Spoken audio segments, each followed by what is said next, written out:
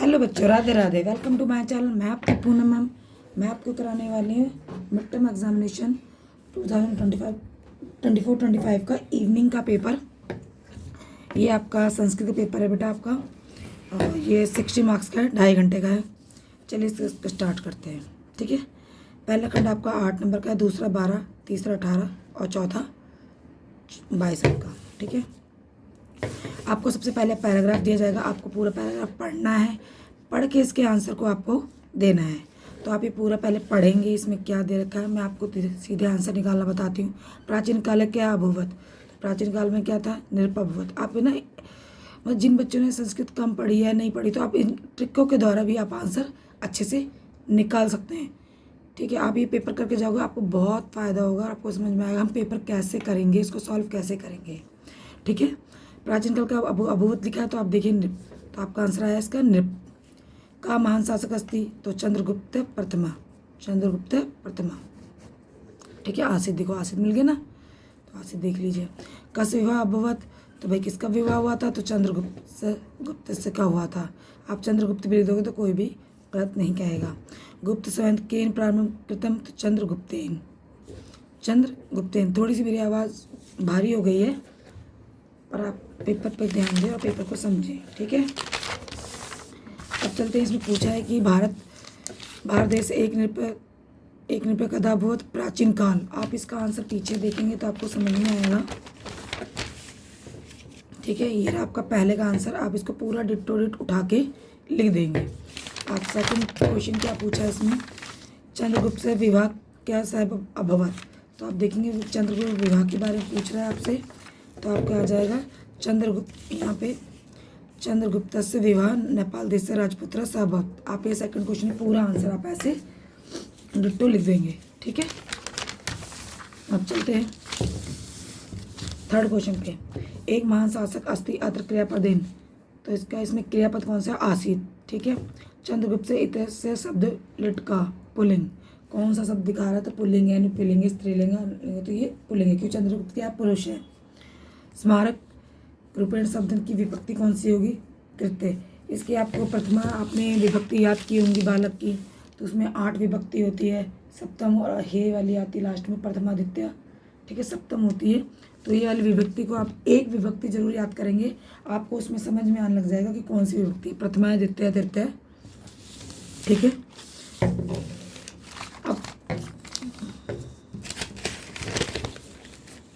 अब चलते हैं हम यहाँ पर उपयुक्त गद्यांश कृत्य उचित शीर्षक। अगर आप इस पैराग्राफ को पढ़ा है तो इसका उपयुक्त शीर्षक क्या होगा।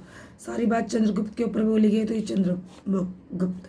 ठीक है, अब खंड खा, आप इसको यहाँ पे आपको पिक्चर्स दिए हुए हैं, आप इसका नाम लिखना है। इसका नाम भी आपको बहुत ईजी तरीके से मिल जाएगा बेटा, क्योंकि देखिए आपको यहाँ पे दे रखा है, आपको हेल्प के लिए आप इसमें से ढूंढ के इनके आंसर लगा सकते हैं। जैसे इसको हम क्या कहेंगे, नारिके फलम, इसको वातान्यम, यहाँ पे इसको पत्रम, अब इसको कंडक्तम। ठीक है, तो ये आपके 4 मार्क्स बिल्कुल फ्री के हैं। अब आ जाते हैं आपके ये जो वाक्य इनको पूरा करना है, इसके लिए भी आपको हेल्प दी गई है, आप इसको ध्यान से भरेंगे। राधा लेख लिखंती, पहला लिखंती आएगा। ये ते चिक्रा मार्गे चलंती, भक्षिका स्थले उत्पतंती, जवनिके दौलत है, बालिके मच्छे नृत्यंते। ठीक है, आपको इसमें हेल्प है, आपको इसको ध्यान से भरोगे तो बिल्कुल फुल टू फुल मार्क्स आते हैं।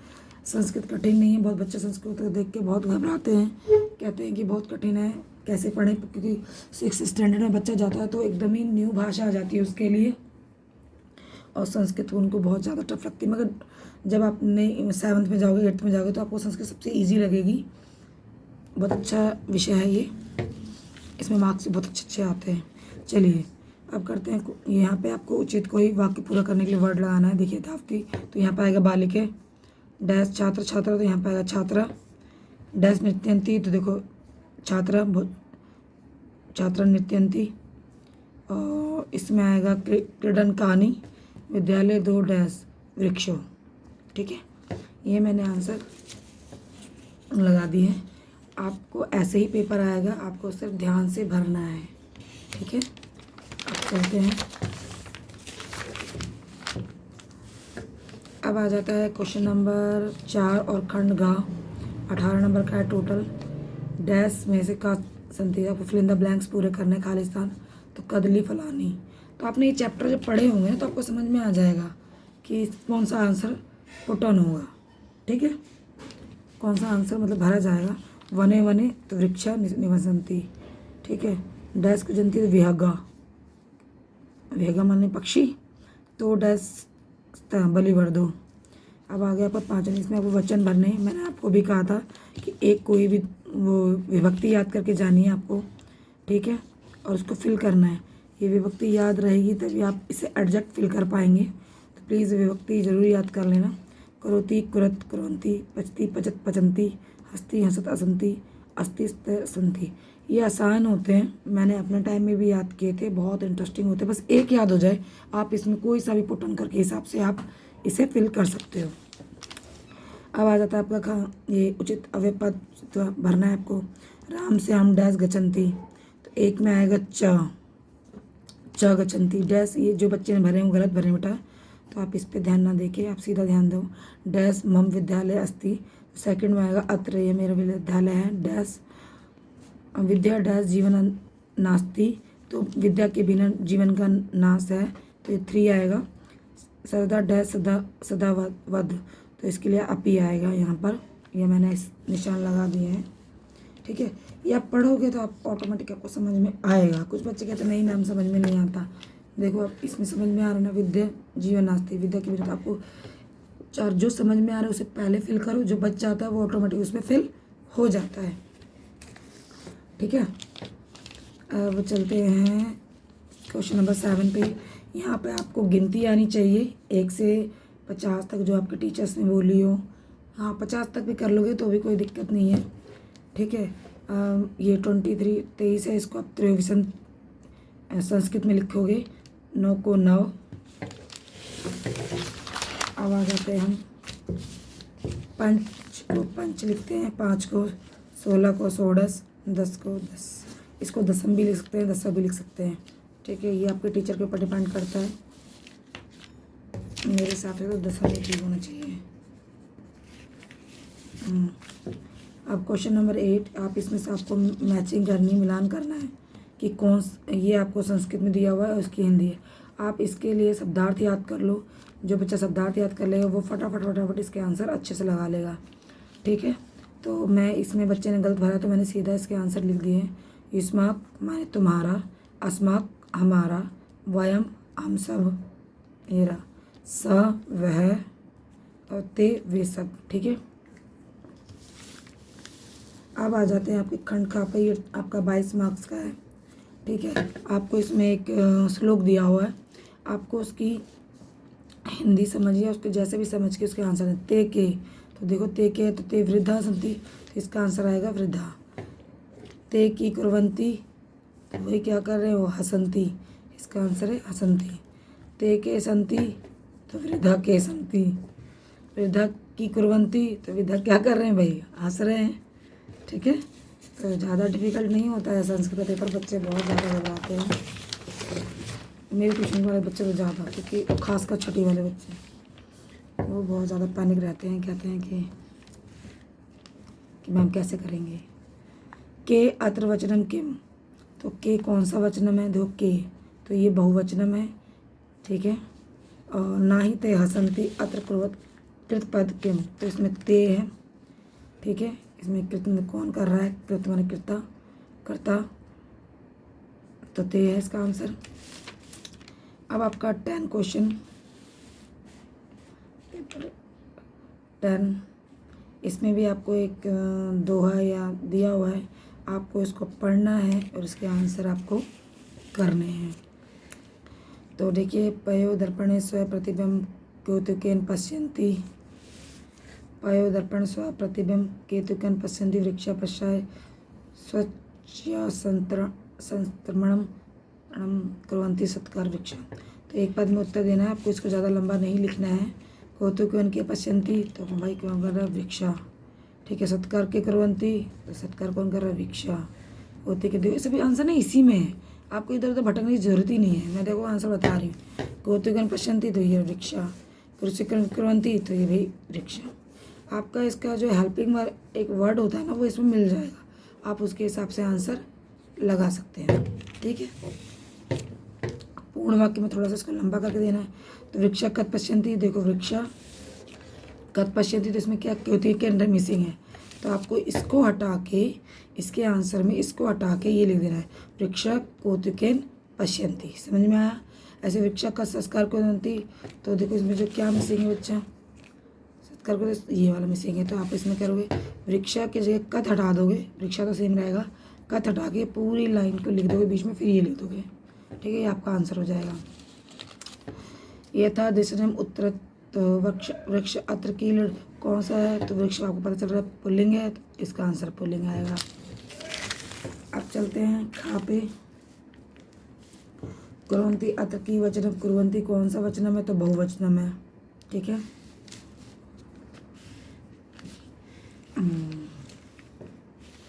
अब आ जाता है, ये आपको एक नाटक दे रखा है या स्टोरी दे रखी है। ठीक है, ये कहानी दे रखी है, मान लो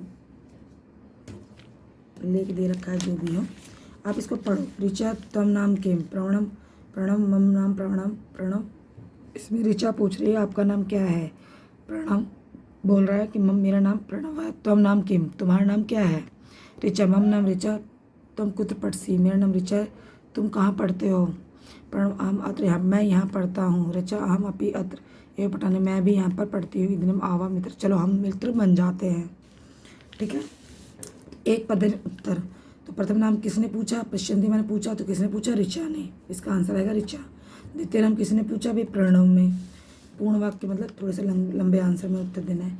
ऋचा की पश्यन्ति, ऋचा पूछ रही, ऋचा तव नाम किम, देखो इसमें दे रखा है ऋचा तव नाम की किम इति पश्यन्ति, मतलब वो ये पूछ रही है। और इदानी मित्र, मतलब किसने बोला इदानी मित्र के लिए, तो इदानी आवा मित्र स्वयं, तो ऋचा प्रणव चा, कौन मित्र बन रहा है, तो ऋचा और प्रणव। ठीक है, ये थोड़ा सा आपको बनाने में डिफिकल्ट लगेगा, पर ध्यान से करोगे तो बन जाएगा। और टीचर मार्क्स भी देते हैं, ऐसी बात नहीं कि नहीं देते हैं, देते हैं। आयाम अत्र का पुरुष, आयाम आवाम, आवाम कौन सा पुरुष है, तो मैंने आपको अभी भी बताया था कि आपको विभक्ति याद कर लेनी है, प्रथम पुरुष द्वितीय पुरुष तृतीय पुरुष। ठीक है, अन्य पुरुष, तो इसका उत्तम पुरुष आंसर है। पटसी पटसी पटसी पठन्ति, पटसी पठती, देखो एक वचन ही आ रहा है। ठीक है, पढ़ती, ये पुरुष है बेटा, हाँ पुरुष याद करने हैं। ठीक है,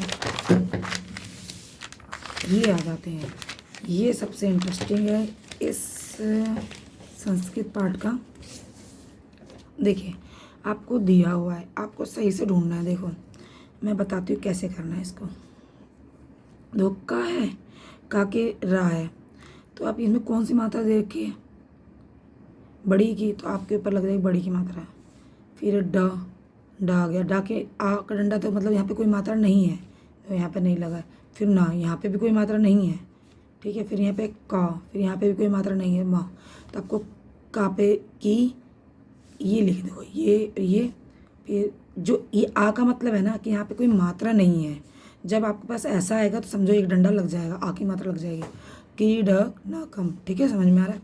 अब यहाँ पे देखिए कैसे बनाते हैं, स, तो इसमें इसको आधा सा आ जाएगा, ये आका डंडा है तो आका डंडा लग जाएगा, नहीं स स्थानीय है, आधा सा था के पीछे आका डंडा, ना पे आका डंडा, फिर नी, ना पे छोटी मात्रा, देखो यहाँ पे छोटी की मात्रा लग गई, स्थानीय है।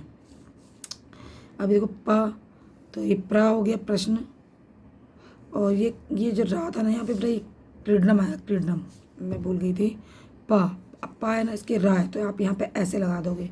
अब इसके कुछ भी नहीं है, स, ठीक है, और ना प्रश्न। ठीक है, अब इसका आएगा वर्ण, तो व और ण। ठीक है, कोशिश करोगे तो एडजस्ट बना लोगे, कोई प्रॉब्लम नहीं होती है। ठीक है, बस समझने का, जैसे आपने इसको बनाया इसके जैसे इसको बनाना है अब आपको। ठीक है, ये आपके 3 नंबर का है। देखिए अब इसमें वाह दिया हुआ है, वाह पे कौन सी मात्रा चढ़ी है, छोटी की मात्रा, आप क्या लगाओगे, वाह छोटी की मात्रा, फिर च, फिर छ पे ए की मात्रा लगी तो ए लगाओगे, जमा द, जमा अ, जमा मा। ठीक है। इस आ का मतलब होता है कोई मात्रा नहीं है, ठीक है। पुस्तकम ऐसे प, अब ऊ छोटे ऊ की मात्रा है तो ऊ लगाया, स, आधा सा को नहीं दिखाएंगे, पूरे सा दिखाएंगे, आपको हिसाब से यहाँ पे करना है। फिर त, फिर आ की आ, फिर क, फिर आ, फिर मा, ठीक है। पुस्तकम। अब इसका मैं ऐसे भी इसमें य उ स मा, आप ये देख सकते हैं कैसे किया मैंने। मेरी तो आवाज़ ही बिल्कुल नहीं निकल रही, आवाज़ ही बैठ गई है, ठीक है। कुरत, का पे देखो इसमें बड़े छोटे की मात्रा है, का उ जमा रा पे ऊ की मात्रा है, जमा त जमा आ, ठीक है। यहाँ पे आपका ये संस्कृत का पेपर ख़त्म होता है, ठीक है। उम्मीद करती हूँ आपको पेपर समझ में आया होगा और आप पेपर अच्छा करके आएंगे। Best of luck. Radhe Radhe.